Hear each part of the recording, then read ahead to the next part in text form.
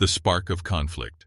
The golden lights of Spygo, Beverly Hills' most famous fine dining restaurant, shimmered against polished marble floors and velvet curtains as the evening crowd enjoyed their meals. Every table was filled with people who carried the air of wealth and influence.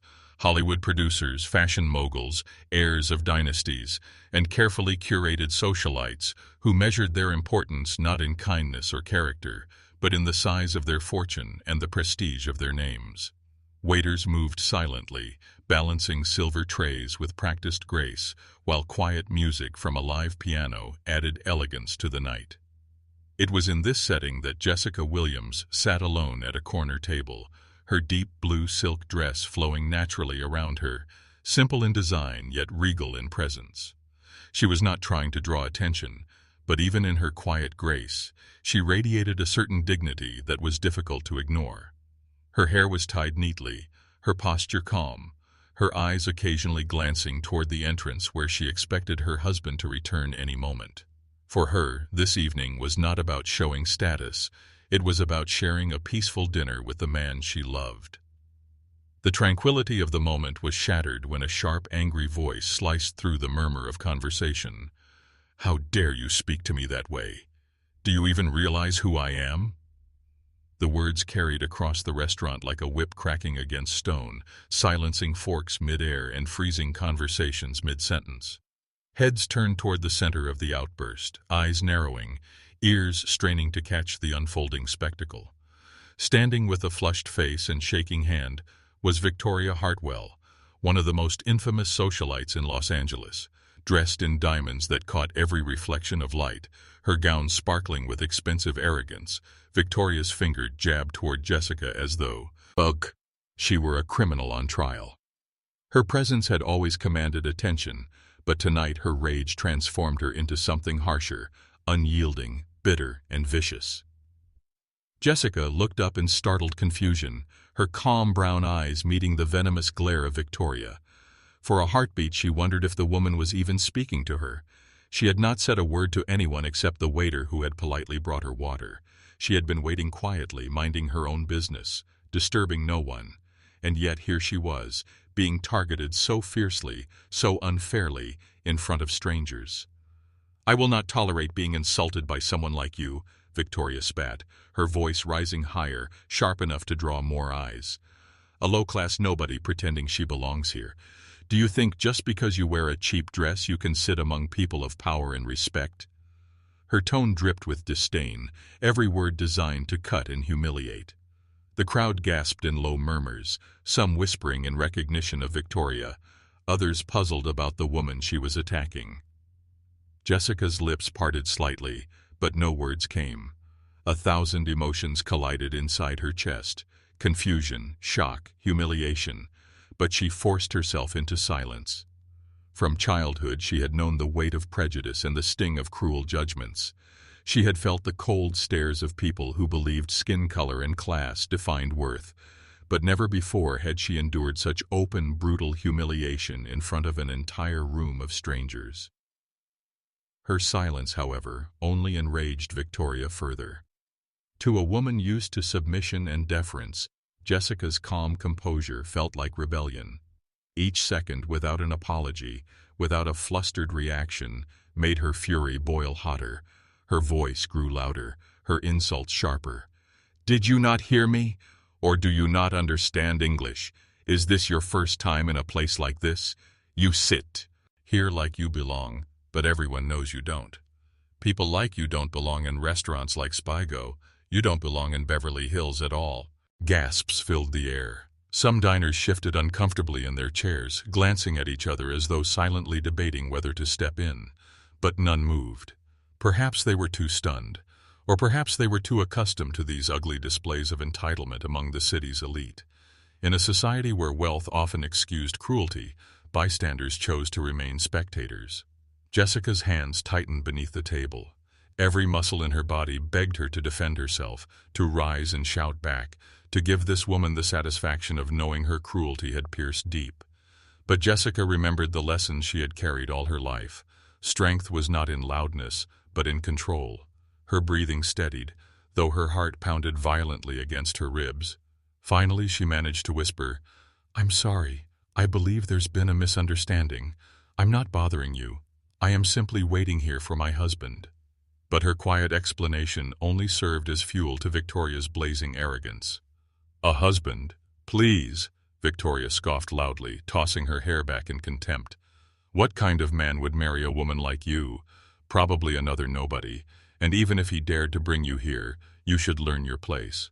Then, in a single shocking moment that seemed to stretch into eternity, Victoria's hand lashed out. The sharp crack of her palm against Jessica's cheek echoed like thunder in the hushed restaurant. Every fork clattered onto plates, every eye widened in disbelief. The silence was absolute, broken only by the trembling sound of Jessica's breath. She had been slapped, publicly, deliberately, mercilessly, by a woman who believed she could do anything without consequence. For a long second, Jessica did not move. She sat frozen, her cheek burning with the sting of humiliation, her heart breaking under the weight of shame. And yet, even in that moment of cruelty, she refused to cry. She raised her chin slowly, her eyes locking with Victoria's in quiet defiance. She would not give her tears. She would not give her the satisfaction of watching her break. Gasps spread like wildfire. Whispers erupted. Phones were already being raised discreetly, recording the scene that would soon explode across social media. People murmured, "She slapped her. Did you see that? That's Victoria Hartwell. She just struck that woman." And though the humiliation was meant for Jessica, it was Victoria who began to draw the glares of condemnation. Then, at that exact moment, the heavy glass doors of Spygo opened. A tall man in a tailored suit, his presence commanding without effort, stepped back inside. He had gone only briefly to take a call outside, but now he froze at the sight before him. His eyes landed on his wife, her cheek red with the mark of violence, her expression holding back the storm of pain. Then his gaze shifted to Victoria, who stood gloating, lips curled in satisfaction, convinced she had triumphed. The room held its breath as the man moved forward. Guests whispered his name, recognition dawning like fire. He was not just another wealthy patron. He was one of the most powerful billionaires in the country, known not only for his fortune but for his unshakable influence across industries. And Jessica, the woman Victoria had dared to humiliate, was his wife. Victoria's smirk faltered. Her chest rose and fell in shallow breaths as realization slowly dawned. What she thought was an act of superiority had become the most disastrous mistake of her life. Shockwaves. Through the elite, the silence in Spygo was so thick it felt as though the air itself had turned solid. No one moved, no one spoke. All eyes were locked on the towering figure of Jonathan Williams, billionaire entrepreneur and one of the most influential men in America, as he stood between his wife and her aggressor. His jaw tightened, his expression a storm contained only by sheer force of will. To anyone who knew him, Jonathan's calmness was far more dangerous than rage. He was a man accustomed to making decisions that shifted markets, toppled competitors, and built empires. He did not need to raise his voice to command respect. His presence alone carried the weight of power. And tonight, that presence was directed like a blade toward the woman who had just struck his wife. "Victoria," he said at last, his tone measured, deep, each syllable deliberate. The name hung in the air like an accusation. The entire restaurant seemed to lean in, straining to hear. "Do you have any idea what you've just done?" His words were not shouted, but the gravity behind them was undeniable. For a moment, Victoria Hartwell, the woman who moments ago had stood fearless in her cruelty, shrank visibly under the weight of his gaze. Her arrogance flickered, her lips parting in a shaky half-smile as if to explain herself away. "Jonathan, this isn't what it looks like," she stammered, her voice suddenly weaker. "She was being disrespectful, and I thought—" She faltered, her excuses crumbling under the realization of how absurd they sounded. For the first time in her gilded life, she was not the predator, but the prey. The room that had once fueled her arrogance now condemned her with silent judgment. The diners who had watched passively were no longer merely witnesses. They were jurors in a trial she had just lost. Jonathan turned slightly toward his wife. Jessica sat still, her hand resting lightly on the table, her face bearing the redness of the slap, yet her expression holding more strength than anyone in the room. Her silence was not weakness. It was dignity, restraint, and a power that even wealth could not manufacture. Jonathan reached down, gently brushing her cheek with the back of his fingers, as though the simple touch could erase the pain she had endured. "Are you all right?" he asked softly, his voice lowering only for her ears. She gave a small nod, though the quiet storm inside her still raged. When he looked back at Victoria, his expression hardened. "You raised your hand against my wife," he said firmly. "In public, without provocation. You humiliated her, you degraded her, and you thought you could walk away untouched. Do you know what that means?" His words were not just for Victoria. They were for everyone present.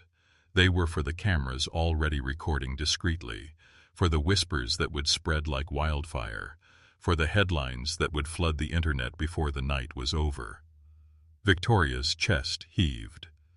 She tried to muster the bravado that had carried her through countless scandals, but the atmosphere of the restaurant pressed down on her. It was not just Jonathan's power. It was the weight of the truth.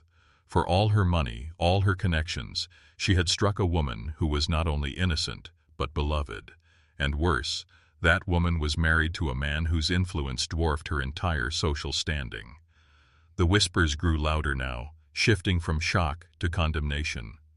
"She slapped his wife," someone whispered near the bar. "Jonathan Williams's wife." The word spread like sparks across dry grass. Phones vibrated with messages being typed furiously beneath the tables. Twitter, Instagram, and news outlets were already receiving the first eyewitness accounts. By the time dessert was served in another corner of the city, the video would be viral. Victoria's throat tightened.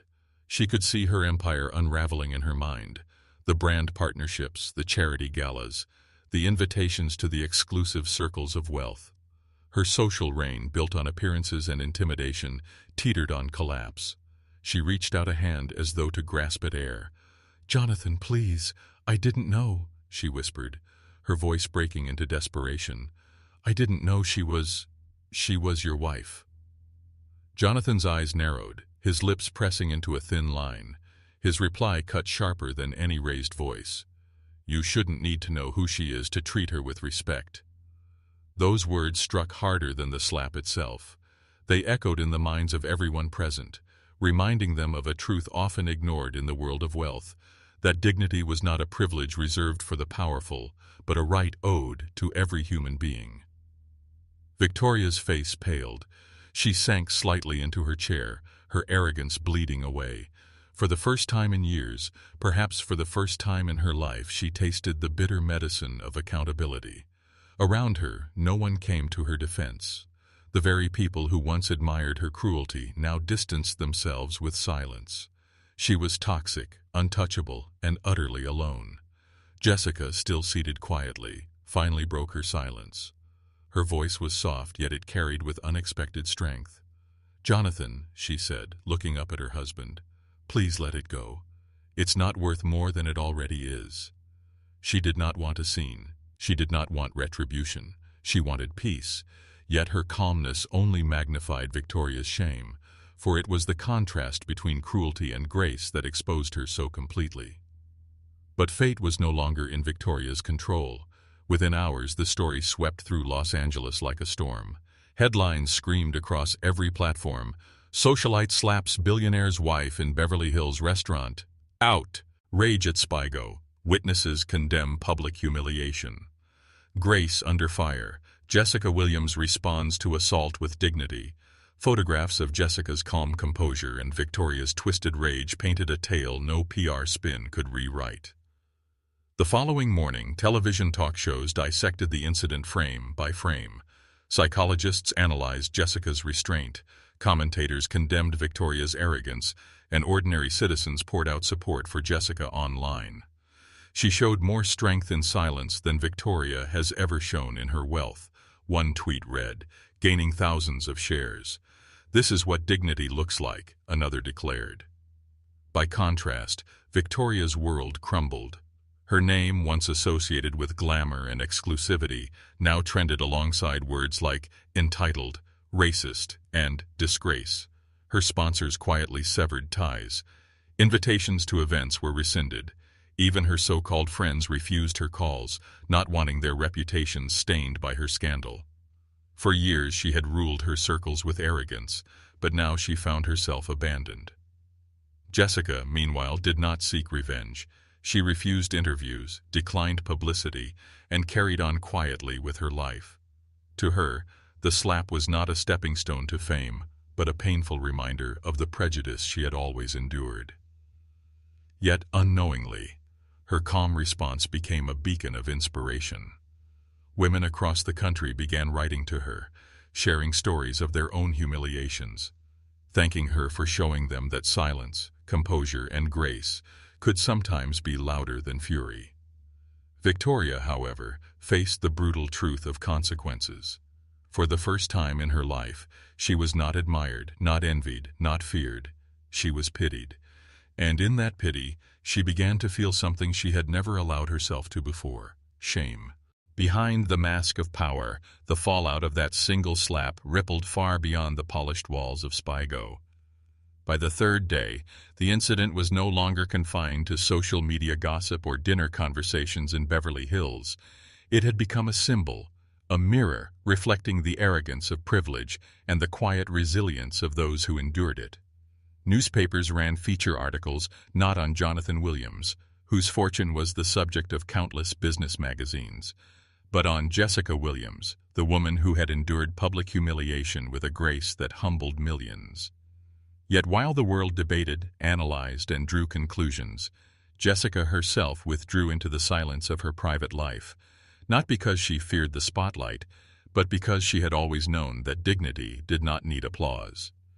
Sitting in her home, away from flashing cameras, Jessica allowed herself a moment to breathe. The quiet of the Williams estate was comforting, the tall windows opening into gardens where roses bloomed against marble fountains. Yet, even in such comfort, Jessica carried the weight of memories far older than the mansion she now lived in. She remembered her childhood vividly, the cramped apartment in Atlanta where peeling paint curled on the walls, the nights her mother worked 2 jobs to put food on the table, and the way neighbors whispered behind their backs, questioning their worth because they were poor, because they were black, because they were not meant to rise above the invisible ceiling society had placed above them. Jessica had grown up knowing what it felt like to walk into a room and be underestimated before she had spoken a word. She had known the sting of teachers who assumed she was average, the sharpness of peers who mocked her for her second-hand clothes, the ache of being told that her dreams were too big for someone like her. But rather than break her, those experiences carved steel into her spirit. She learned the discipline of silence, the art of resilience, the strength of waiting until the right moment to prove everyone wrong. Every insult had built her armor, every dismissal had strengthened her resolve. So when Victoria Hartwell had unleashed her fury in that restaurant, Jessica had not merely been quiet. She had drawn from years of endurance, from lessons engraved in her soul long before wealth had entered her life.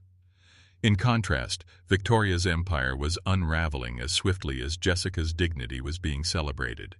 In her penthouse overlooking Los Angeles, Victoria paced with restless fury. Calls went unanswered, publicists quit, and lawyers warned her of looming lawsuits from sponsors she had once treated with contempt. For years, Victoria had constructed her life like a golden palace, glittering events, designer gowns, glossy magazine covers.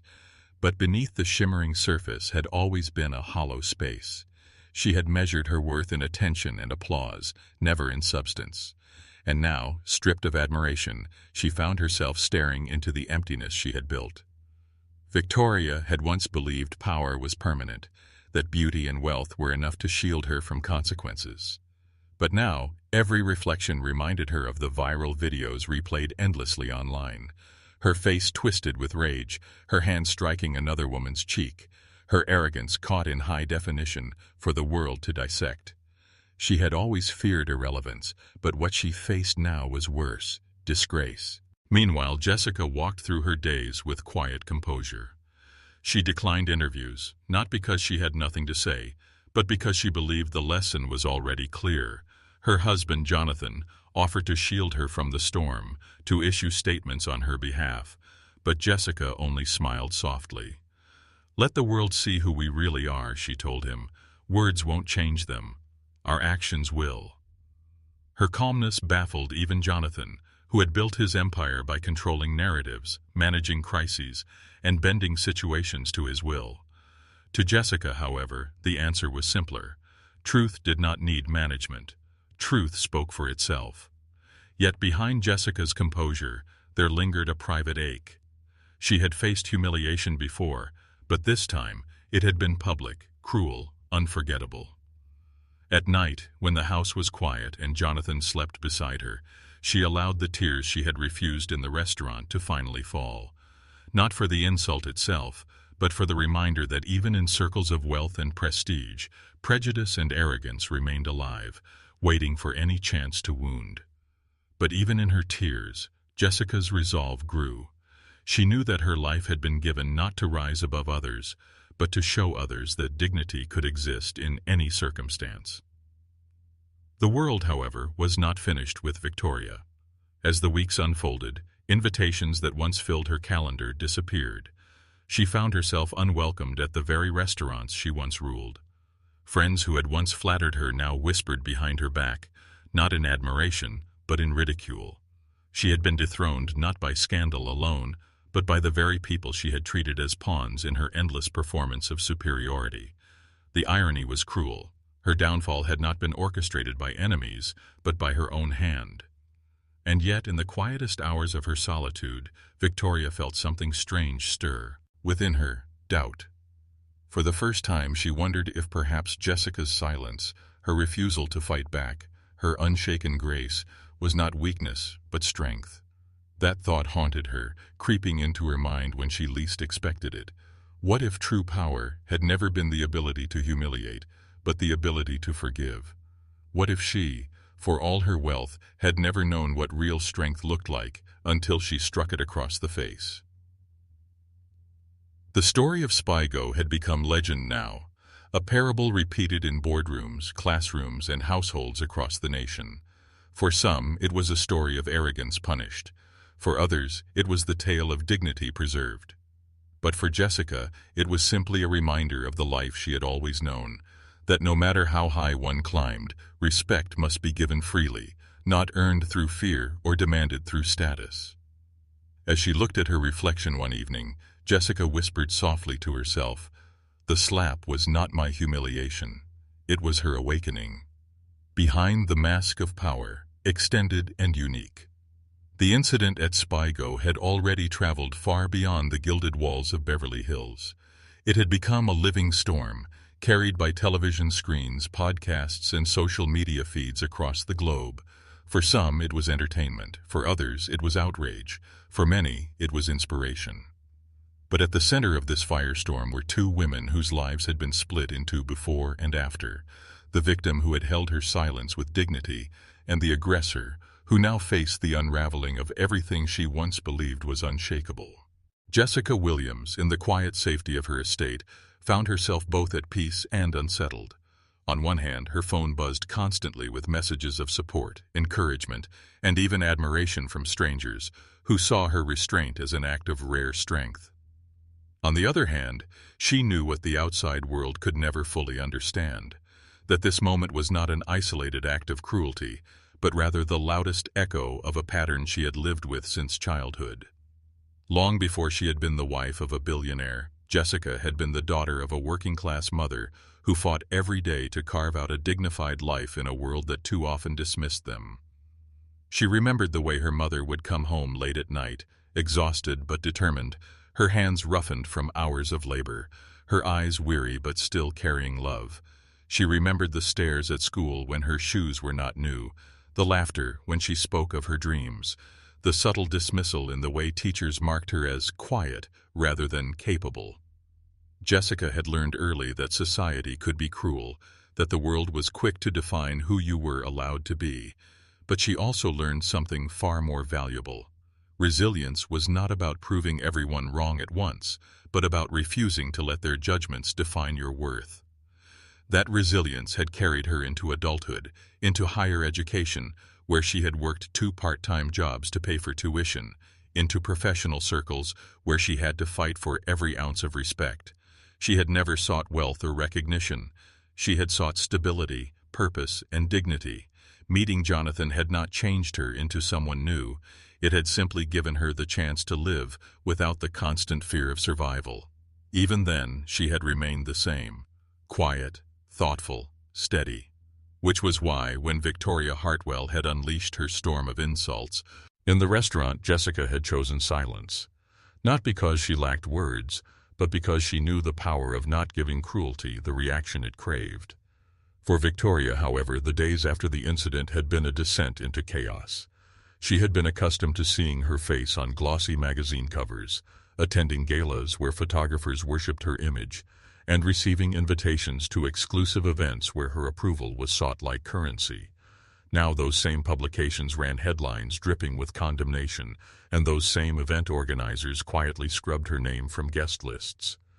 She had once believed herself untouchable, yet now she was a pariah, mocked and scorned in the very circles where she had once ruled.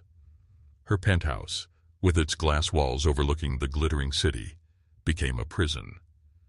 She wandered from room to room, clutching her phone, scrolling endlessly through feeds that tore her reputation apart. Every clip of her slap replayed like a nightmare, every angle showing the cold arrogance on her face, every replay underscoring how cruel she had appeared. The world did not see her as powerful anymore. It saw her as a symbol of entitlement, a cautionary tale of what happens when arrogance blinds compassion. But perhaps the most devastating blow came not from the media, but from those she had once called friends. Invitations stopped arriving. Calls went unanswered. At a charity luncheon where she had once been the centerpiece, she found herself quietly uninvited, her name replaced by someone younger, fresher, and, most importantly, untainted by scandal. The people who had once flattered her now whispered about her downfall with thinly veiled delight. Her kingdom of influence was crumbling, and there was no one rushing to save her. For the first time in her life, Victoria felt the weight of isolation. She sat alone in her penthouse at night, staring into her reflection on the glass, and realized with painful clarity that she had built her world on fear and intimidation, not love or respect. People had followed her not because they admired her, but because they feared her power. Now that the power had cracked, so too had their loyalty. What haunted her most was not the loss of status. It was the memory of Jessica's eyes in that restaurant, calm, steady, dignified, even in the face of humiliation. That expression had unsettled her in a way no criticism ever had. It was not weakness, it was not defiance. It was something deeper, something Victoria had never known how to hold: self-respect. Jessica, meanwhile, carried on quietly, even as the world elevated her into a reluctant symbol of dignity. She did not attend press conferences.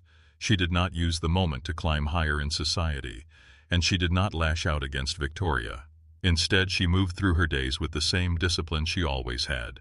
She visited charities quietly, mentored young women, and continued to focus on building a life grounded in purpose rather than spectacle. Yet even she could not escape the storm completely.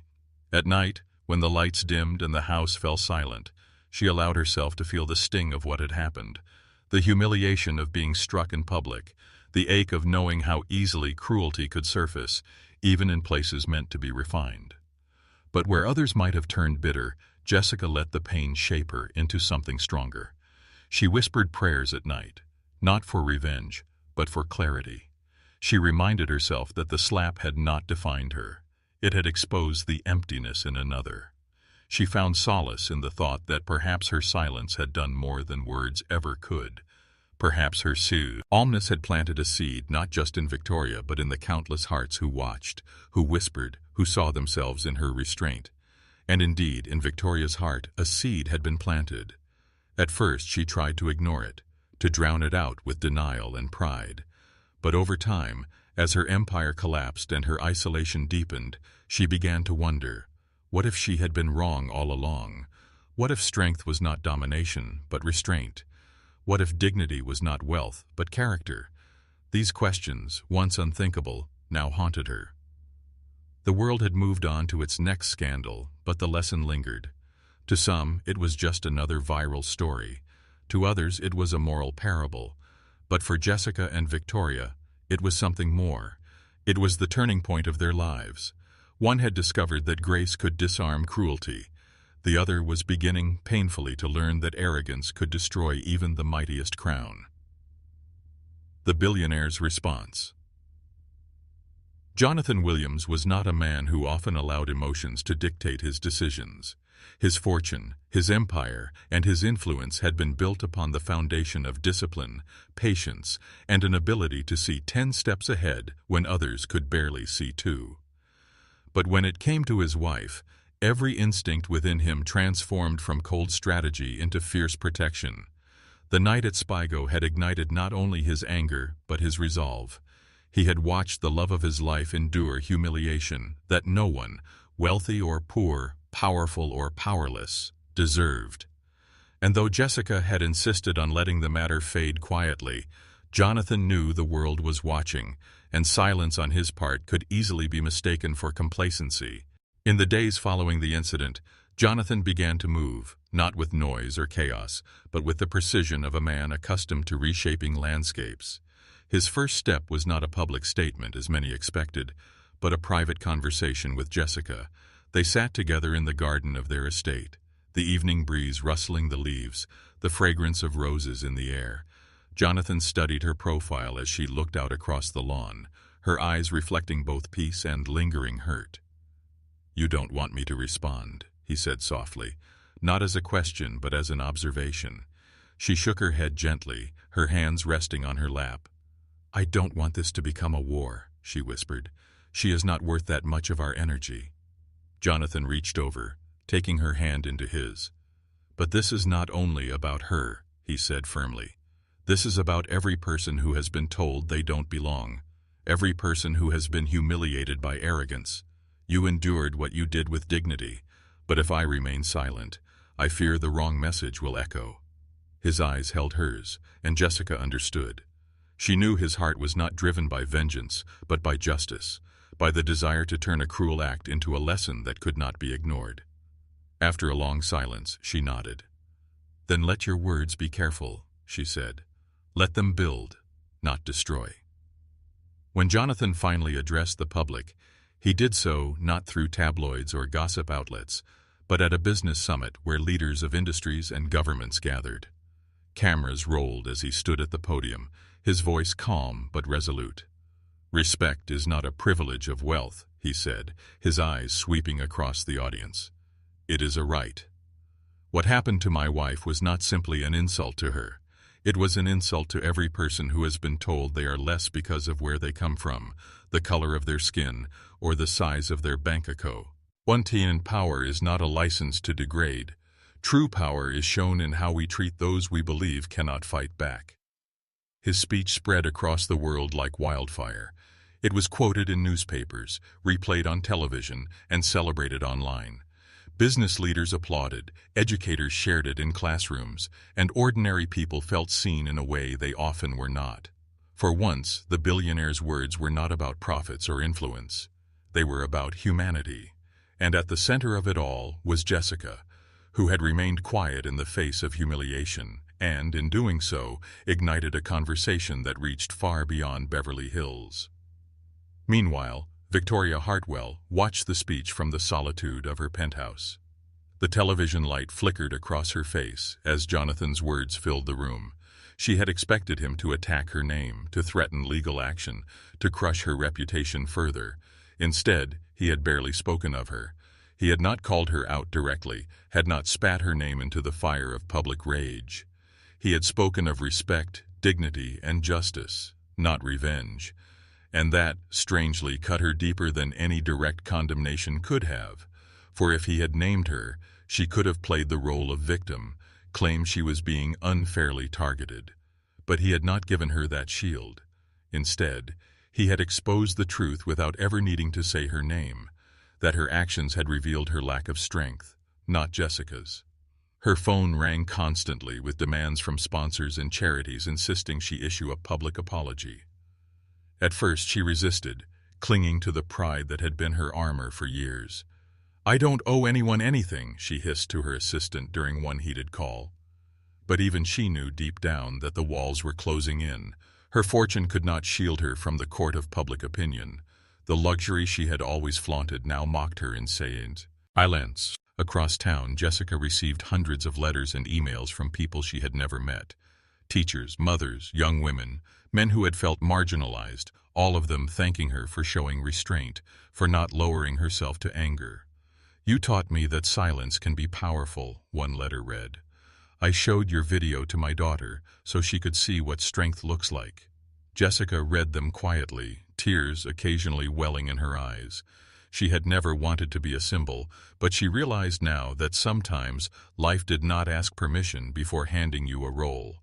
All she could do was play it with grace. Jonathan, watching the impact unfold, remained by her side.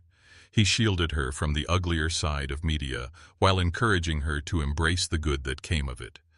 "You did not choose this moment," he told her one evening as they walked hand in hand through the garden. "But it chose you, and because of how you handled it, people are learning something they will never forget." Jessica leaned her head against his shoulder, whispering, "Then let this not be about me, but about them." The city, however, was not done with Victoria. In elite circles where she had once been untouchable, she now found doors slammed shut. At events where she had once entered to applause, she now faced whispers and avoidance. She had always thought her wealth was a crown no one could remove, but now she discovered it had been only a mask, one that could shatter under the weight of truth. Yet deep within her, something unexpected began to stir. For the first time in her life, she was forced to confront herself without the shield of applause or the comfort of arrogance. And though she fought it, though she tried to silence it, the seed of doubt planted by Jessica's calm eyes at Spigo began to grow. The public apology, the pressure on Victoria Hartwell reached a breaking point in the weeks after the Spigo incident. Every morning when she woke, the first thing she felt was not the comfort of her silk sheets or the glow of city lights pouring into her penthouse windows, but the crushing weight of isolation. For a woman who had lived her life under the constant gaze of admiration and envy, the silence of abandonment was unbearable. Her so-called friends no longer returned her calls.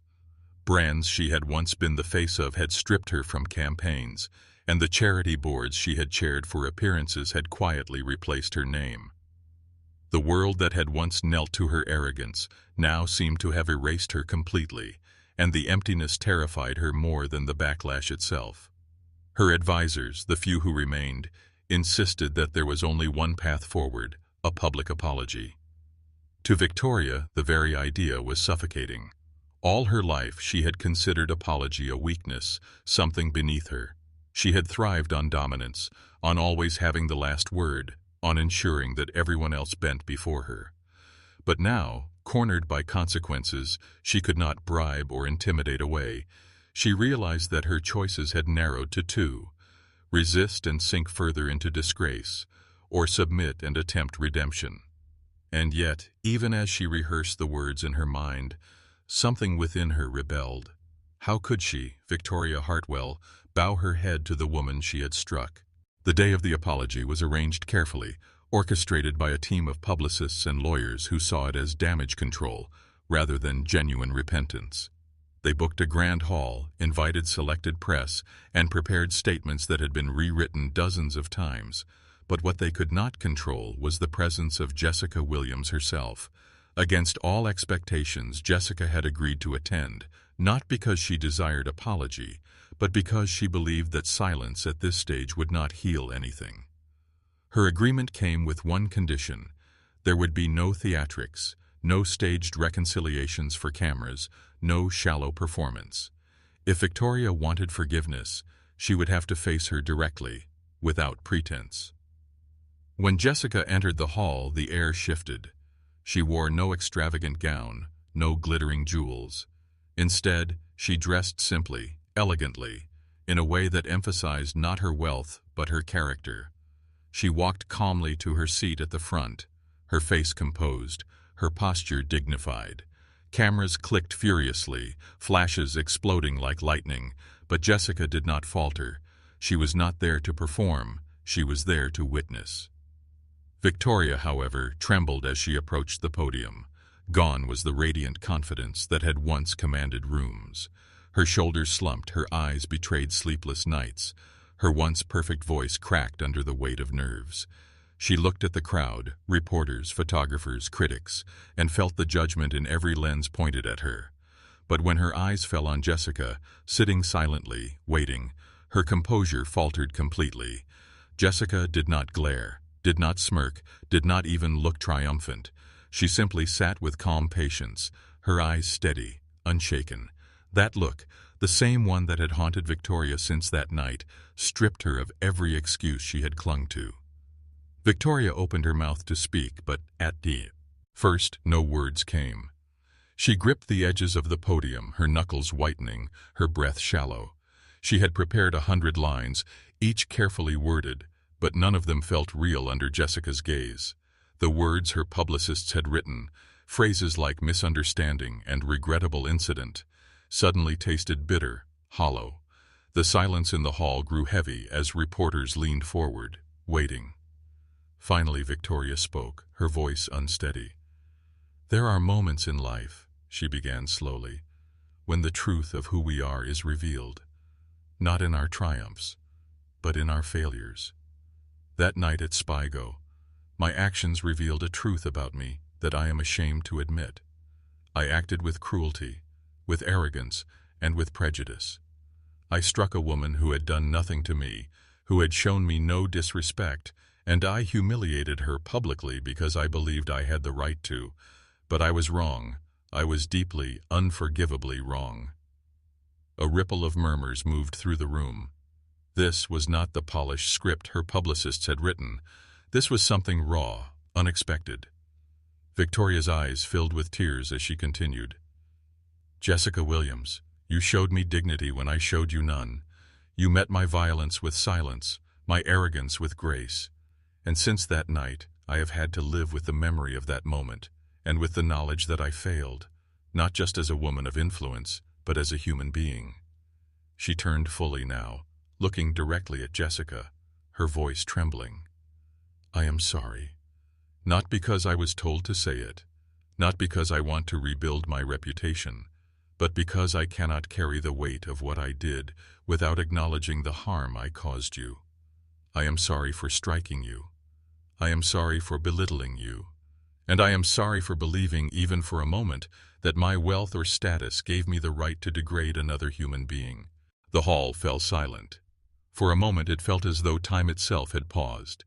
Every camera lens, every pen on paper, every eye in the room focused not on Victoria, but on Jessica. For the world, the question was simple. How would she respond? Jessica stood slowly, the quiet rustle of her dress the only sound in the hall. She walked toward the podium, her steps measured, her expression unreadable. Standing just a few feet from Victoria, she looked into the woman's tearful eyes. The entire room held its breath. When Jessica finally spoke, her voice was calm, steady, almost gentle. "Apologies are not words," she said softly, her eyes never leaving Victoria's. "They are choices. They are actions. What you say here today can be powerful, but only if it changes what you do tomorrow. I don't need your apology for myself. I already know who I am. But perhaps you need it for yourself. Perhaps this is not about me at all, but about whether you are willing to live differently than you have." The words struck like thunder, not in their volume, but in their truth. Jessica did not offer easy forgiveness, nor did she condemn. Instead, she placed the weight of transformation squarely on Victoria's shoulders. It was a gift, but also a challenge. The hall erupted in flashes as cameras captured the moment. Jessica standing tall, Victoria humbled, the balance of power reversed not by revenge, but by grace. For those who watched, it was unforgettable. It was not simply an apology. It was a confrontation between arrogance and dignity, between who Victoria had been and who she might become. Victoria wept openly now, not out of self-pity, but because for the first time in her life she understood the depth of the emptiness she had carried. The applause that followed was not for her. It was for Jessica. For the woman who had taught a lesson without ever raising her voice. For the woman who showed the world that forgiveness was not submission, but strength. Transformation or ruin. The hall had erupted in flashes of light and thunderous applause after Jessica's calm but piercing response. Yet when the echoes faded, the silence that followed Victoria back to her penthouse was suffocating. She had delivered her apology, and though the world acknowledged the courage it took to stand publicly and confess her fault, she knew within herself that words alone could not erase what she had done. She could not sleep that night. She wandered the dimly lit rooms of her apartment, haunted by memories of that slap, of Jessica's unwavering eyes, of Jonathan's cutting reminder that respect should never depend on who a person is married to or how much wealth they hold. For years, Victoria had moved through life in a bubble of influence, a throne held up by wealth, beauty, and arrogance. Now, with that throne shattered, she faced herself for the first time without the applause of admirers to drown out the silence of truth. Her downfall had been swift. Invitations had ceased, endorsements were gone, and her circle of so-called friends had scattered like leaves in the wind. Where once she had been hailed as a trendsetter and power broker in Los Angeles society, she was now whispered about with pity and contempt. Journalists called her a symbol of arrogance, collapsing under its own weight. Headlines that once celebrated her elegance now chronicled her shame. But the greatest humiliation was not in the media. It was in her solitude. Every morning she stared at her reflection, asking herself questions she had never dared to before. Who was she without the jewels, without the cameras, without the pretense of superiority? What had she built, really?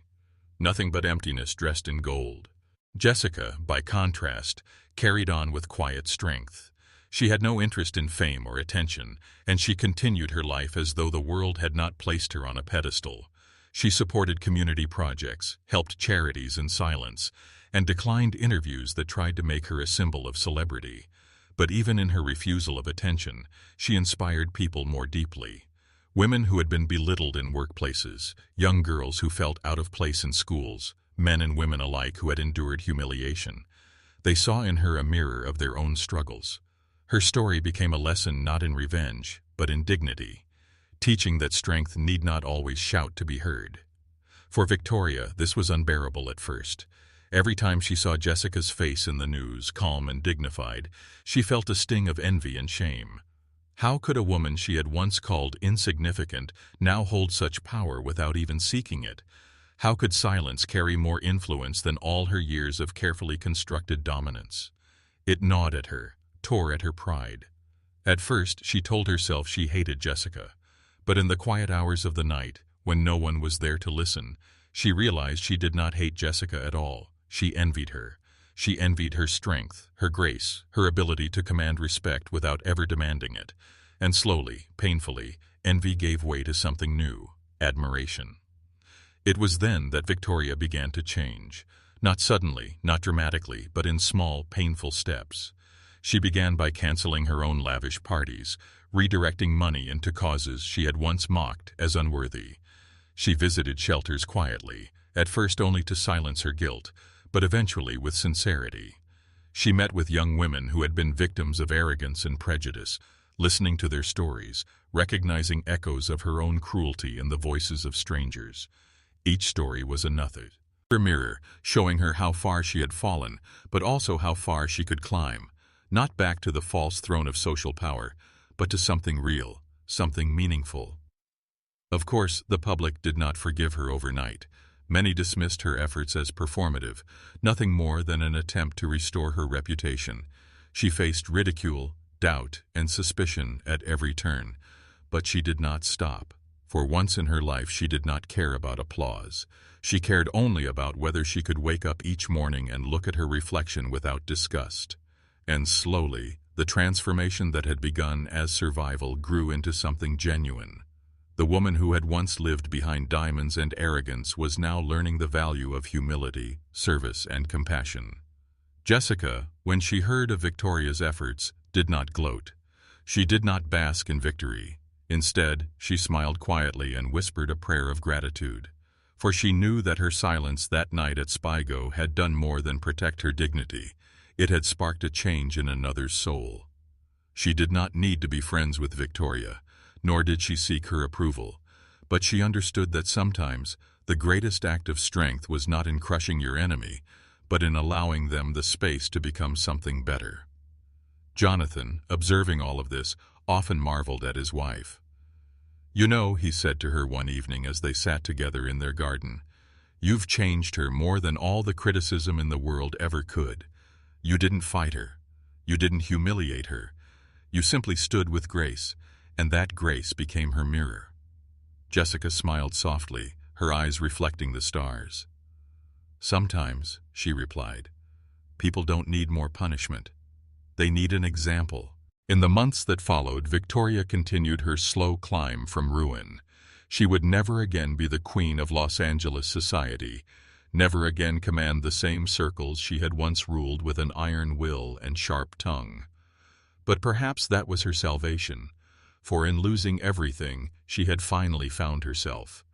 She learned that reputation fades, wealth shifts, beauty ages, but character remains. And as she rebuilt her life, this time not on arrogance, but on humility, she carried with her the memory of the woman she had once struck, the woman whose silence had humbled her more than any shout ever could. The story of Spigo lived on, not as gossip, but as a parable. For those who told it, it was a reminder that dignity could withstand cruelty, that arrogance could be broken by humility, and that transformation, though painful, was possible even for the proudest of hearts. And at the center of it all was Jessica Williams, not seeking fame, not demanding attention, but living each day as she always had, with quiet strength, with grace unshaken, with a dignity that money could never buy. The legacy of respect. Time has a way of turning scandals into memories, and memories into lessons. Months passed, then years, and the story of Spigo remained alive not as a fleeting headline, but as a parable retold across living rooms, boardrooms, classrooms, and conferences. What had begun as a humiliating confrontation in a glittering restaurant had grown into something far greater, a reminder that dignity could not be purchased, that true strength was not loud or arrogant, and that even those who stumbled into disgrace could, if willing, walk a path toward redemption. Jessica Williams never sought to capitalize on the incident. She never wrote a memoir, never gave exclusive interviews, never positioned herself as a celebrity. Instead, she carried on in the same way she always had. Quietly, purposefully, with grace. She continued her work in charities, helping young women gain education, supporting families struggling to find footing, and mentoring those who felt out of place in a world that judged too quickly and too harshly. Wherever she went, people whispered her name, not in reverence of her wealth but in admiration of her character. To them she represented proof that one could be thrust into the spotlight of cruelty and still emerge untouched, stronger, and more dignified than ever before. Jonathan remained by her side, his pride in her quiet strength growing deeper with each passing year. He often told colleagues and friends that the greatest fortune in his life was not his empire, but his wife, who taught him daily that respect was not a business strategy, but a way of living. In his speeches, he no longer spoke only of innovation and markets. He began weaving in the story of his wife's composure that night, teaching leaders that success without humanity was failure in disguise. Business schools cited his words, students studied the incident as a case in ethics, and slowly the lesson rippled outward. Power without respect destroys itself. And what of Victoria Hartwell?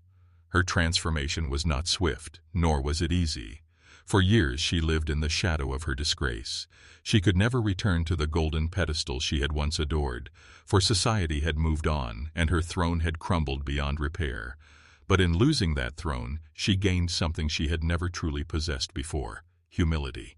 She spent years working quietly, stripped of the glamour that once defined her. She donated, volunteered, and mentored, not for applause, but for growth.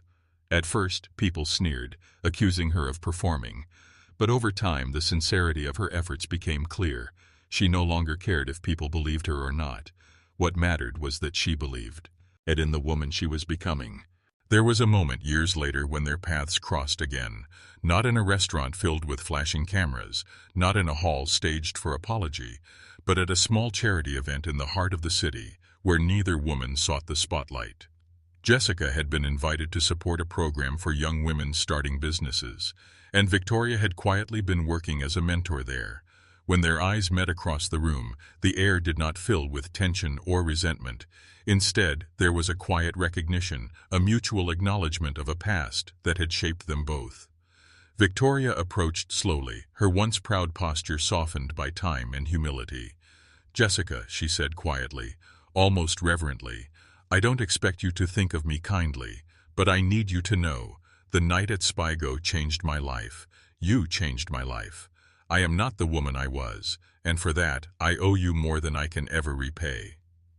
Jessica studied her for a long moment. There was no arrogance in Victoria's eyes now, no trace of the entitlement that once oozed from her presence. There was only sincerity, the kind that could not be faked. Jessica placed a hand gently on her arm and replied softly, "You don't owe me anything. You owe yourself the chance to keep walking the path you've started." Those words were not dramatic, but they carried the quiet power of grace. And in that moment, Victoria felt not shame, but gratitude. The story of Spigo, once a scandal, had now matured into a legacy. For some, it was remembered as the night arrogance was humbled. For others, it was remembered as the night dignity triumphed. For Jessica, it was simply a night that revealed who people truly were. But for the world, it remained a timeless lesson, that wealth cannot shield cruelty, that respect is not earned through power but through humility, and that forgiveness, even when not spoken outright, can transform even the hardened set of hearts. Years later, when Jessica spoke at a university graduation, she was asked what the most important lesson of her life had been. She paused, smiled gently, and said, "Never measure people by their wealth, their appearance, or their status. Measure them by how they treat those who can give them nothing in return. The night I was slapped, I could have chosen anger, but I chose dignity. And in that choice, I discovered that sometimes silence speaks louder than any shout, and grace can change lives in ways we never imagine." The students rose in applause, not because her words were dramatic, but because they were true. And as Jessica left the stage, the legacy of her story continued to ripple outward, not as gossip, not as scandal, but as inspiration. For in the end, the slap had not been her humiliation, it had been her triumph. It had revealed to the world that true strength is not in domination but in dignity, not in arrogance but in humility, not in wealth but in respect. And so, the woman once humiliated became a symbol of grace. The woman once arrogant became a story of transformation, and the world, watching from afar, was reminded that respect is the one crown no one can ever take away, because it is not given by others, but chosen by oneself.